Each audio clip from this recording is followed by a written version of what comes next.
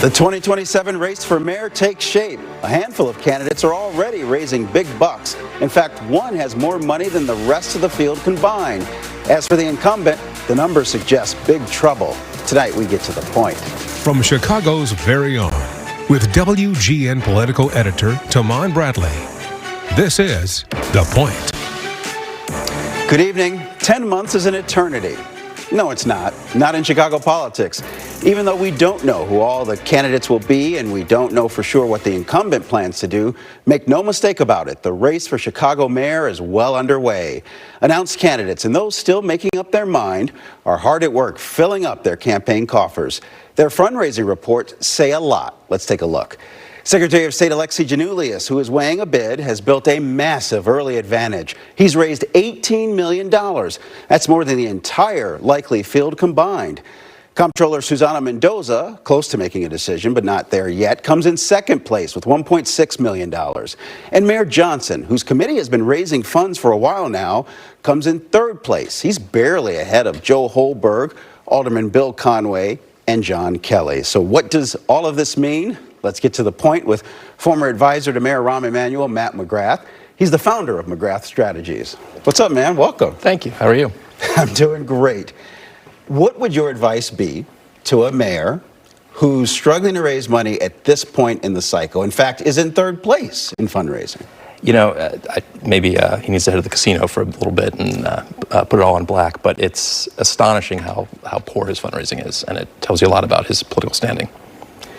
Rough political standing indeed, but his political team would say, though, their internal polling shows that he still has strong support among black voters. How much of an advantage does that give him? He has a lane. The field is still taking shape, but if you look at he's potentially the only black candidate in the race. The progressive lane, or that's on the kind floor of by militant progressive lane, will be his. It looks like at this point. So he's still the mayor. He can still do a lot of things and influence the race. So you can't count him out at this point. But that's still an abysmal fundraising report. No doubt. And given that people are already talking about this contest and they're clamoring to have an option, maybe to set the city on a different course, why do you think Susana Mendoza and Alexi Giannoulias have not officially announced their campaigns yet? I think Alexi is looking at November. He still has a race in front of him that he needs to secure. So I think that would just be a maybe you learned a lesson from Susana Mendoza last time. Potentially ran for re-election as comptroller, but there was a video cut. Exactly. Because folks, a couple weeks later she was entering the mayor's contest. That's right. So I think you probably won't see much from him about this race until after November. But Mendoza's making these videos, traveling all around the city. Absolutely. I mean, 100% she's going to give it a go. It seems that way. Yeah, I think but I also think we're in a mode where the entire national mood is still focused on November in terms of who's going to control Congress. We just saw in our own primary cycle here the anti-Trump feeling is so strong, and that's where the motivation lies. So I think folks are looking at how can I be engaged in that? How can I be helpful to the team? How can I, be a part of that victory? And then we'll announce our own plans later. Not to say that there won't be people in the race making active moves before November, but it won't surprise me to see, the bigger names wait a little bit longer. Speaking of the bigger names, the smaller names, are there any smaller names that you think could make a move, whether they were on that fundraising list already or somebody we're not even talking about? It might be that. I think there's some names out there. I'm not going to throw any out there, but I'm not sure. Oh no, we bring you here we want the scoops to be on the point. That's the whole point of the point. Understood. It won't be any previous mayors. I can tell you that much. But I wouldn't be surprised if we haven't.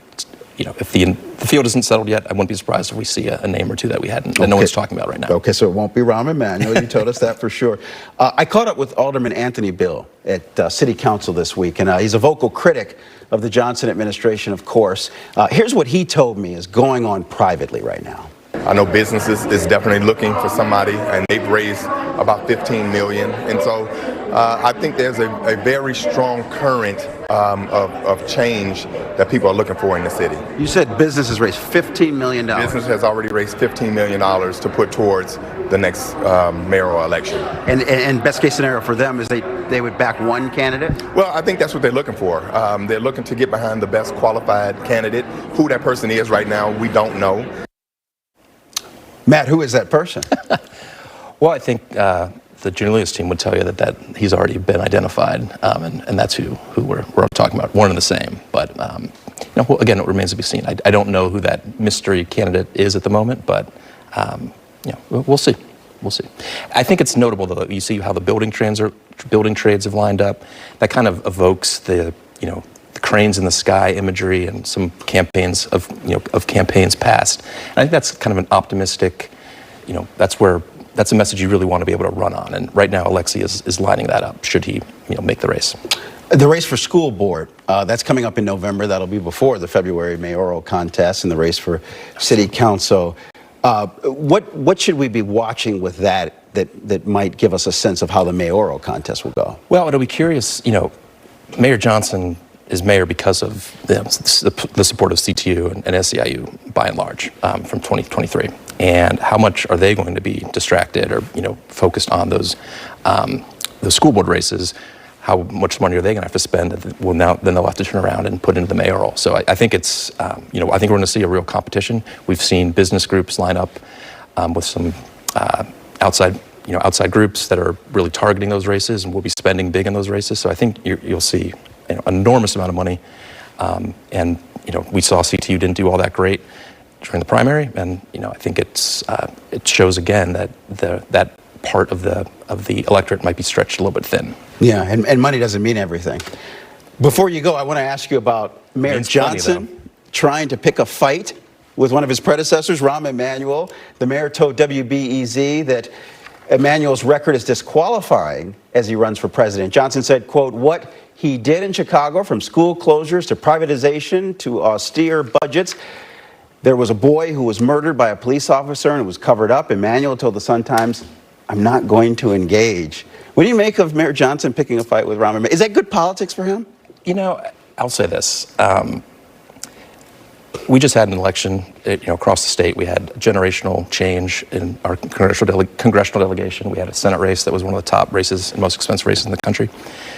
Was there a single candidate across the city or state who asked Mayor Johnson for his endorsement and his support? So I don't see any presidential candidates doing the same a few years off. So his advice and his take is what it's one man's vote and one man's support, but I don't think anyone takes it very seriously.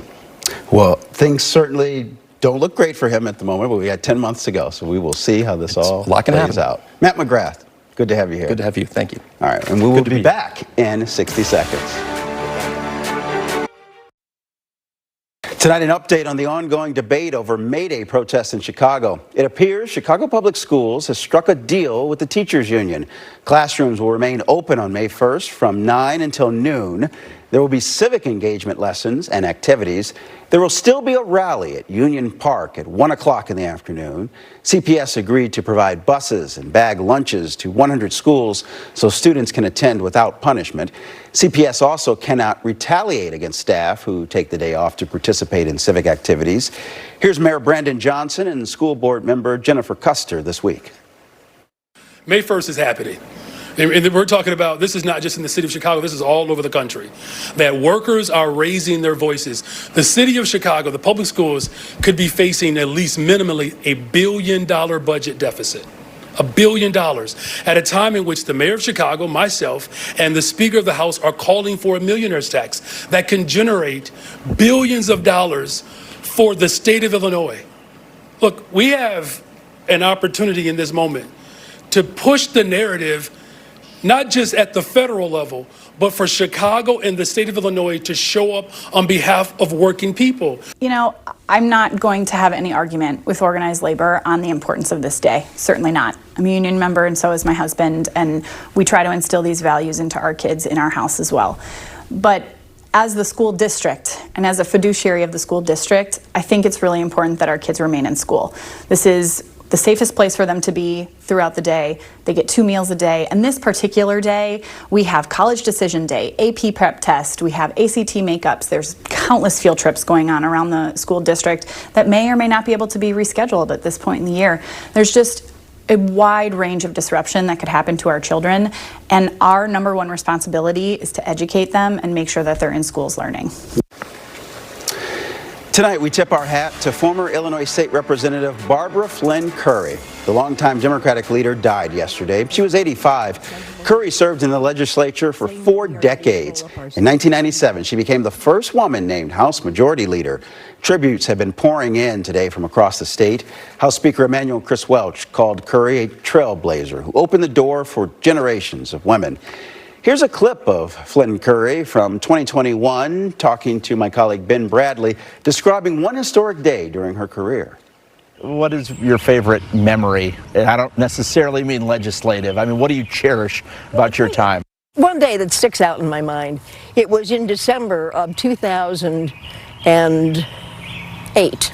Barack Obama had just been elected president. I was a member of the Electoral College. The Electoral College, as you know, meets in its home state. We don't trek to Washington. So we, members of the Electoral College, were meeting in the state Senate chamber, and I got to cast my ballot for Barack Obama. And 2 hours later, I was standing with the Speaker of the House announcing an investigative committee to consider whether to impeach Rod Blagojevich. And I would have to tell you, those were highs and lows in my legislative career. All in the same day. All in the same 2-hour period. That was a wild time. And I was the chair of the committee. That's why I was at the announcement. And as you know, he was impeached. Front row seat to history. And that is The Point. I'm Tamon Bradley. We're back with more news tonight at 9. The Forecasters is up next on WGN+. Good night.